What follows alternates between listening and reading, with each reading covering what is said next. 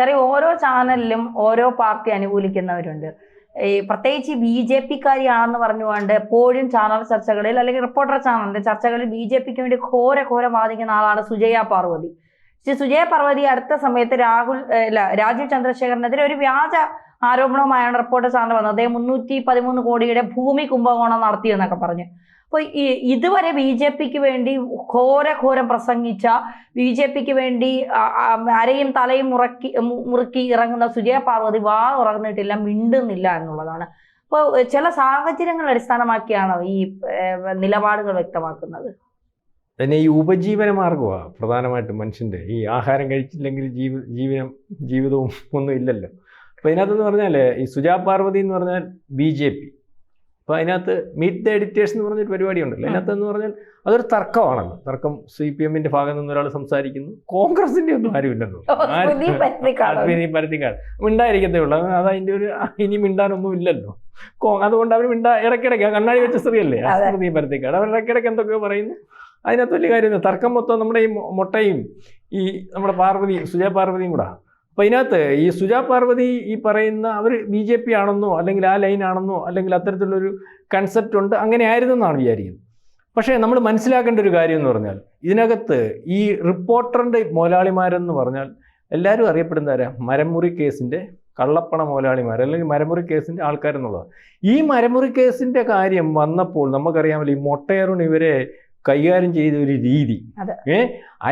ആ സാധനത്തിനെയാണ് അവർ ഞങ്ങളെ ഇങ്ങനെ കൈകാര്യം ചെയ്തിട്ട് ഞങ്ങളെ ഇത്രയും വലിച്ചു കീറി ഞങ്ങളെ കള്ളന്മാരാണെന്ന് ലോകത്തെ മൊത്തം വിളിച്ചറിയിക്കാൻ നല്ല വാക്ചാതുര്യതയുള്ള ആളാണല്ലോ അവരുടെ സംസാരം. വിവരക്കേട് പറയുമെങ്കിലും നല്ലപോലെ ആൾക്കാർ കയ്യിലെടുക്കുക. അപ്പം അവനെ വിലയ്ക്ക് മേടിച്ചു. അതാണ് പണത്തിൻ്റെ ഒരു സ്വാധീനം. അവനെ വിലയ്ക്ക് മേടിച്ചതിൻ്റെ കൂട്ടത്തിൽ ഈ പറയുന്ന സുജാ പാർവതിയും വിലയ്ക്ക് മേടിച്ചു. ഉണ്ണിയെ വിലയ്ക്ക് മേടിച്ചില്ലേ? ഉണ്ണി പിന്നെ അതിനെക്കാട്ടി വില കൊടുത്തപ്പോൾ ഏഷ്യാനെറ്റിനോട് തിരിച്ചുപോയി. ഞാൻ പറഞ്ഞു വന്നത് ഇതൊന്നും BJP ഒന്നും അല്ല. BJPയുടെ ഭാഗമായിട്ട് ഇന്ന് സംസാരിക്കുന്നു. ഇവർക്ക് ഒരു അജണ്ടയുണ്ട്, ഓരോ ചാനലിനും ഓരോ അജണ്ടയുണ്ട്. പണ്ട് അതുകൊണ്ടാണ് നമ്മൾ എപ്പോഴും പറയുമ്പോൾ ഒരു കാര്യം പറയണമായിരുന്നു, പണം കൊടുത്ത് മാധ്യമത്തെ സ്വാധീനിക്കാൻ കഴിയുന്ന അല്ലെങ്കിൽ പണക്കാരുടെ കയ്യിലേക്ക് മാധ്യമം എത്തിച്ചേർന്നാൽ അവരാഗ്രഹിക്കുന്ന ഒരു വാർത്ത പടയ്ക്കും, ചമയ്ക്കും. നമ്മളെ ഇപ്പോഴത്തെ ഒരു അവസ്ഥ നമ്മൾ കണ്ടിട്ടില്ലേ? മാധ്യമങ്ങൾ എന്തോ ചെയ്തുകൊണ്ടിരിക്കുന്നത്? മാധ്യമങ്ങൾ പലരുടെയും സ്വാധീന വലയത്തിലാണ്. എന്താണ് ഇത്? ഓടിക്കാൻ പണം വേണം. മനസ്സിലാവുന്നുണ്ട്? ശ്രദ്ധിച്ചിട്ടുണ്ടോ? പല യഥാർത്ഥ വാർത്തയല്ല. പണ്ടത്തെ മാധ്യമ പ്രവർത്തനം എന്ന് പറഞ്ഞാൽ മാധ്യമങ്ങൾ എന്ന് പറഞ്ഞാൽ ലോകത്ത് ആരും പറയാത്ത സത്യങ്ങൾ ഒളിച്ചിരുന്ന് അതിൽ എഴുതി സാധാരണക്കാരനെ അറിയിക്കുന്ന ഒരു മാധ്യമ സംസ്കാരം നമുക്കറിയാം. പുറകോട്ട് പരിശോധിക്കുമ്പോൾ അത് നഷ്ടപ്പെടുന്നത്. മാർക്സിസ്റ്റ് പാർട്ടി ഒരു പ്രാവശ്യം ഈ ആഗോളവൽക്കരണമൊക്കെ വന്നപ്പോൾ അംബാനി അദാനിയൊക്കെ ചാനൽ മേടിച്ചപ്പോൾ അവർ പറഞ്ഞൊരു കാര്യം ഇതാ. ശ്രദ്ധിച്ചിട്ടുണ്ടോ? അതിനകത്ത് അന്ന് നമ്മൾ പുച്ഛിച്ചു അല്ലെ ഒരു പരിധിവരെ ശരിയായി. ഈ റിപ്പോർട്ടർ ചാനലിൻ്റെ കാര്യം നോക്കുമ്പോൾ റിപ്പോർട്ടർ ചാനൽ എന്ന് പറഞ്ഞാൽ പണം ഉണ്ടേ ആർക്കും മേടിച്ചൂടെ? തെണ്ടി കുത്തുവാള എടുത്ത് നിന്ന അയാൾക്ക് ആരും മേടിക്കാനില്ല, അത്രയും പൈസ കൊടുത്ത് മേടിച്ചിട്ട് കാര്യമില്ല എന്ന് പറയുന്ന ആൾക്കാരറിയുന്ന ഒരു ചാനൽ ഇവരുടെ കയ്യിൽ കാശുണ്ടായതുകൊണ്ട് ഇന്ന് എത്ര രൂപ വന്നേക്കാം ഇനി വന്നേരം. എന്നിട്ട് അവരുടെ അജണ്ടയല്ലേ? അവർക്ക് അജണ്ടയുണ്ട്. പണം കൊടുത്ത് ആ ചാനൽ മേടിച്ചതിനകത്ത് നാട്ടുകാരെ നന്നാക്കാനല്ലല്ലോ ആ ചാനൽ. നാട്ടുകാരെ നന്നാക്കാനും ഇവിടുത്തെ സത്യസന്ധമായ വാർത്ത കൊണ്ടുവരാനുമല്ല. അവർ ബിസിനസ്സുകാരാണ്. ഏത് തരത്തിലും പൈസ ഉണ്ടാക്കുന്നതിന് വേണ്ടി ഏത് ബിസിനസ്സും ചെയ്യുന്നത് വേണ്ടി നിൽക്കുന്ന ആൾക്കാരാണെന്നല്ലോ പല ബിസിനസ്സിനകത്തുനിന്നും നമുക്കിപ്പോൾ പരിശോധിക്കുന്നത്. അവരുടെ പേരിൽ പുറത്തുള്ള ആരോപണം നിൽത്തുന്നു പോലും നമുക്ക് മനസ്സിലാവുന്നു. അപ്പോൾ അവരെ പർച്ചേസ് ചെയ്തു. അവർക്ക് അജണ്ടയുണ്ട്. സുജാ പാർവതി 24-ൽ നിന്ന് പുറത്താക്കിയ അല്ലെങ്കിൽ ഏതോ BJPക്ക് അനുകൂലമായിട്ട് പോയെന്ന് അദ്ദേഹം പുറത്താക്കിയപ്പോൾ ആ BJPയുടെ ഭാഗം നിന്നുകൊണ്ട് BJP സഹായിച്ചതുകൊണ്ട് ആരൊക്കെ സഹായിച്ചെന്നൊക്കെ ഉള്ളതിനെ പറ്റി എനിക്ക് ചില കാര്യങ്ങളൊക്കെ അറിയാം. ഞാൻ അതിനകത്ത് വ്യക്തമായിട്ട് പറയുന്നത് സഹായിച്ചതുകൊണ്ട് അവരതിനകത്ത് ഒരു ദിവസം കയറിയിട്ട് തിരിച്ചിറങ്ങി റിപ്പോർട്ടറിനകത്ത് വന്നേ. റിപ്പോർട്ടറിനകത്ത് നമ്മൾ നോക്കും BJP എന്ന് പറഞ്ഞാൽ ഇവർ മരിക്കും, അവരൊരുമാതിരി നല്ലപോലെ സംസാരിക്കാം. അങ്ങനെ BJP ആണെന്ന് പറയുമ്പോൾ BJPക്ക് അകത്തുള്ള ചില പ്രശ്നങ്ങൾ നാട്ടുകാരുടെ ചർച്ചയാണല്ലോ. BJPക്ക് അത് ഗ്രൂപ്പുണ്ട്, സുരേന്ദ്രൻ്റെ ഗ്രൂപ്പുണ്ട്, മുരളീധരൻ്റെ ഗ്രൂപ്പുണ്ട്, അതിനകത്ത് ചില പ്രശ്നങ്ങളുണ്ട്.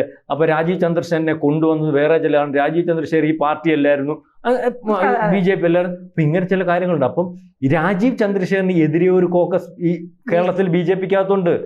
ഇവരാരുടെ കോക്കസാണ് അല്ലെങ്കിൽ എന്ത്? BJP അജണ്ട വെച്ചിട്ട് BJP ഇല്ലായ്മ ചെയ്യാൻ വേണ്ടി വാർത്തകൾ കൃത്യമായിട്ട് ന്യായമോ അന്യായമോ ആയിട്ട് ചമയ്ക്കുന്ന ഒരു ചാനൽ റിപ്പോർട്ടർ. പലപ്പോഴും നിങ്ങൾക്ക് നോക്കിയാൽ മനസ്സിലാവും. അപ്പോൾ അതിനകത്ത് ഇവർ പറയുന്നത് കൊണ്ട് അതത്ര അങ്ങനെ റിപ്പോർട്ടർ പറയുന്നതൊക്കെ CPM കുറച്ച് നാളുകൊണ്ട് CPM-ന് അനുകൂല, CPM-ന് അനുകൂലമായിട്ട് BJPക്ക് അത് മനഃപൂർവ്വം പറയും. സുജാ പാർവതി പറയുമ്പോൾ സുജാ പാർവതി BJP അല്ലേ? സുജാ പാർവതി പറയുമ്പോൾ ചന്ദ്രശേഖരൻ മോട്ടിച്ചു 300 കോടി എടുത്തു, 300 കോടി എടുത്തു, സാധാരണക്കാരൻ അത് BJP തന്നെ പറയുന്നില്ല. അത് പറയിക്കുന്ന ആരാ? അവർക്കൊരു ആ ചാനലിന് ഒരു ഉദ്ദേശമുണ്ട്, ലക്ഷ്യമുണ്ട്.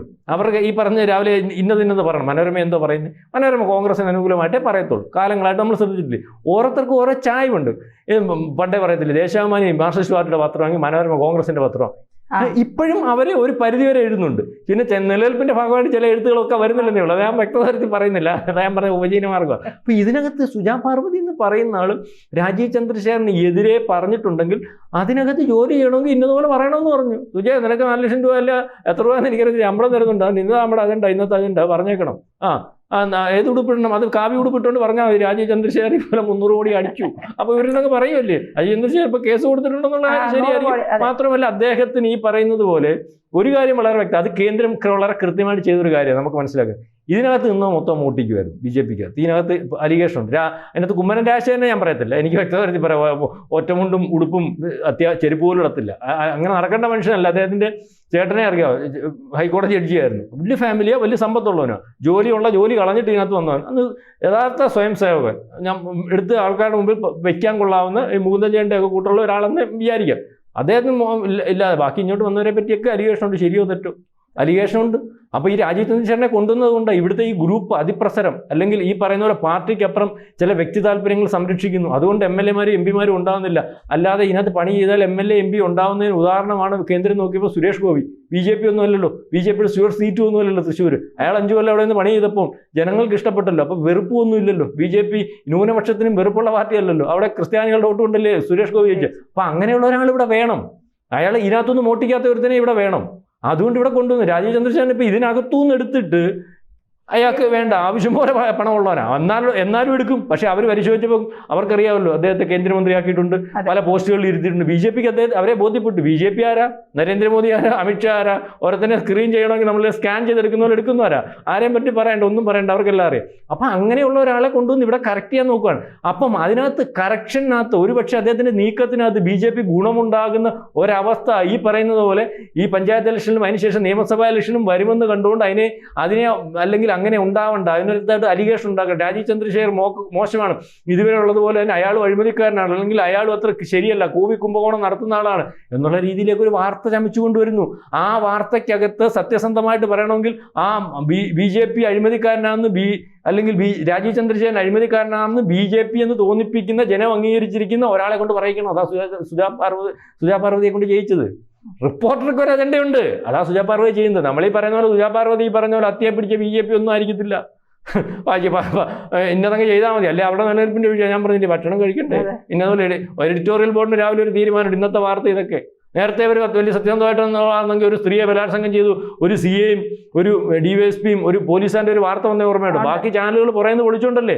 അതായത് അവർക്കെതിരെ വരമുറി കേസിൽ സത്യസന്ധമായിട്ട് കേസെടുത്ത് അഴിമതിക്കാരനല്ലാത്ത ഒരു DYSPയും CA ഇവരെ 3 പേരെയും കൂടെ ഒരു സ്ത്രീയെ സ്വാധീനിച്ച് പുറത്ത് ആ വാർത്ത ഹൈലൈറ്റായി ഈ പോലെ ആരും ഈ വാർത്തയുടെ പുറകെ പോകാതെയും ഇത് പൊളിക്കാൻ നിൽക്കാതെയും ബാക്കി ചാനലുകൾ നിന്നാതെ എങ്ങനെയായിരുന്നു ആ ഉദ്യോഗസ്ഥന്മാരുടെ അവസ്ഥ?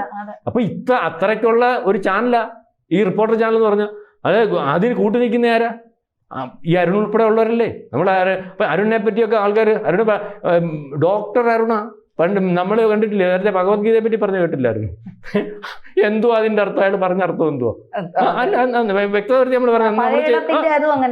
പഴയടത്തിന്റെ എന്തിനാ പുള്ളി എന്നിട്ട് എന്തുവാ പഴയടത്തിന് പറയാ.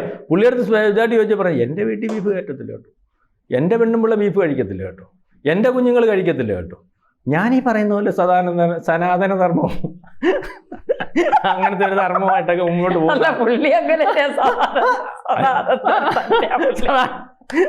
ഞാനിതുപോലെ സദാനന്ദന്റെ ധർമ്മമൊക്കെ ആയിട്ട് മുന്നോട്ട് പോകുന്ന ആളാ. എന്തുവാ എന്ന് വെച്ചാൽ ആ രക്ഷപ്പെടണമെങ്കിൽ അതേ ഉള്ളൂ മാർഗം എന്ന് എനിക്കറിയാം.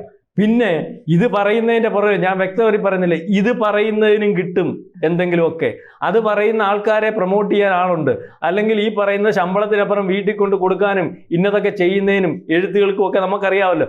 ആ രീതിയിലൊക്കെ ഉണ്ട്. അത് തന്നെയുള്ളൂ കാര്യം. ഇവിടുത്തെ പല മാധ്യമ പ്രവർത്തകരും ചില കാര്യങ്ങൾ വളരെ കൃത്യമായിട്ട് ചെയ്തുകൊണ്ടിരിക്കുന്നത് രാജ്യവിരുദ്ധവും അല്ലെങ്കിൽ രാജ്യത്ത് നടക്കുന്ന കാര്യങ്ങളെയും ഉയർത്തി കാണിക്കുന്നതിനും, അല്ലെങ്കിൽ BJP പോലുള്ള പാർട്ടിക്കകത്തും നരേന്ദ്രമോദിയെയും ഈ യോഗിയെയും ഒക്കെ ഉയർത്തി കാണിക്കുന്നതിന് കേരളത്തിലെ പല മാധ്യമങ്ങളും എടുക്കുന്ന റിസ്ക് അവർക്ക് തന്നെ അറിയാം. മനസ്സില്ലാ മനസ്സോടെ നമ്മൾ ചെയ്തു പോകുന്നു പറയത്തില്ലേ. പണ്ട് ഈ പറഞ്ഞ പോലെ പരശുരാമൻ്റെ അടുത്ത്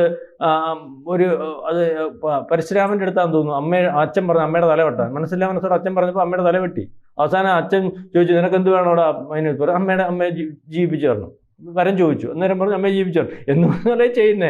ഇല്ല, നിവൃത്തിയില്ല. പക്ഷെ വല്ലതും കിട്ടും, അത് മേടിച്ചെടുക്കണം. അതിന് വേണ്ടിയുള്ള പണി അതാണ് സുജാ പാർവതി ഇപ്പം ചെയ്തിരിക്കുന്നതെന്ന് പറഞ്ഞാൽ മീറ്റ് ദ എഡിറ്റേഴ്സ് എന്ന് പറഞ്ഞ പരിപാടിക്കകത്തും ചെയ്തുകൊണ്ടിരിക്കുന്ന കാര്യം ഇതൊക്കെ തന്നെയാണ്. സുജാ പാർവതി BJP അവർ ആർഗ്യുന്നു, അത് കേൾക്കാൻ BJPക്കാർ കുറേ വ്യൂവേഴ്സ് വരും. അപ്പം അവിടെ മറ്റേ ആൾ CPM ആണ്. അപ്പോൾ അത് അവിടെ ചെയ്യുന്നു. അപ്പോൾ CPM വരും, എല്ലാ രീതിയിലുള്ള പ്രേക്ഷകരും വരും. ഇങ്ങനെ പൊയ്ക്കൊണ്ടിരിക്കുന്നു. മനസ്സിലായില്ലേ? മുട്ടയരുണ്ണെ വിലയ്ക്ക് മേടിച്ച റിപ്പോർട്ടർ ചാനലിൽ ലോകത്ത് പൈസ ഉള്ളത് എന്തും നടത്താം. റിപ്പോർട്ടർ അനുഭവിക്കുന്ന ഒരു ബുദ്ധിമുട്ടെന്ന് പറഞ്ഞാൽ ദീർഘകാലമായിട്ട് അത് അനുഭവിക്കാൻ പോവുകയാണ്. പക്ഷേ റിപ്പോർട്ടർ വളരെ കൃത്യമായിട്ട് ചില അജണ്ടകളുമായിട്ട് ഇറങ്ങുന്നുണ്ട്. കാരണം അതിനകത്ത് അവർക്ക് വലിയ ചില ലാഭങ്ങളുണ്ട്. അതിനകത്ത് ചില അന്വേഷണങ്ങളൊക്കെ നടക്കുന്നുണ്ട്. അവരുടെ പുറയിൽ ചില ഈ പറയുന്നതുപോലെ കേന്ദ്രത്തിൻ്റെ ചില നിഴലുകൾ EDയുടെ രൂപത്തിലും മറ്റു പല രൂപത്തിലുമുണ്ട്. കാരണം അത് എനിക്ക് അറിയാവുന്നതാണെങ്കിലും ഞാൻ വ്യക്തവരുത്തി പറയുന്നില്ല. അത് അവർക്കത് പറയേണ്ടി വരും, ഇങ്ങനെ ചെയ്യേണ്ടി വരും. കാരണം അവരുടെ ഈ പറയുന്നത് പോലെ മരമുറി മാത്രമല്ല, അതിനുശേഷം പല മുറികളും നടന്നിട്ടുണ്ട്. അതിൻ്റെ ഫണ്ടിൻ്റെയൊക്കെ കാര്യത്തിനകത്തൊക്കെ ചില സംശയങ്ങളും അന്വേഷണങ്ങളും അല്ലെങ്കിൽ ഈ പറയുന്ന പോലെ ദീർഘമായിട്ട് നടക്കുന്നുണ്ട്. അപ്പോൾ അവർക്കൊരു അജണ്ടയുണ്ട്. അത് ആ അജണ്ടയ്ക്ക് ഉപയോഗിക്കാൻ വേണ്ടി ഈ പറയുന്നത് പോലെ 24-ൽ നിന്ന് മാറിയ സുജാ പാർവതിയെ മേടിച്ച് അവർ ഉപയോഗിക്കുന്നു. ഇതിനകത്ത് BJPക്കകത്തും നമ്മൾ മാങ്കൂട്ടത്തിന് പറ്റിയപോലെ രാഹുൽ മാങ്കൂട്ടത്തിന് പറ്റില്ല, BJPക്ക് അകത്തും ഒരു വർക്കുണ്ട്.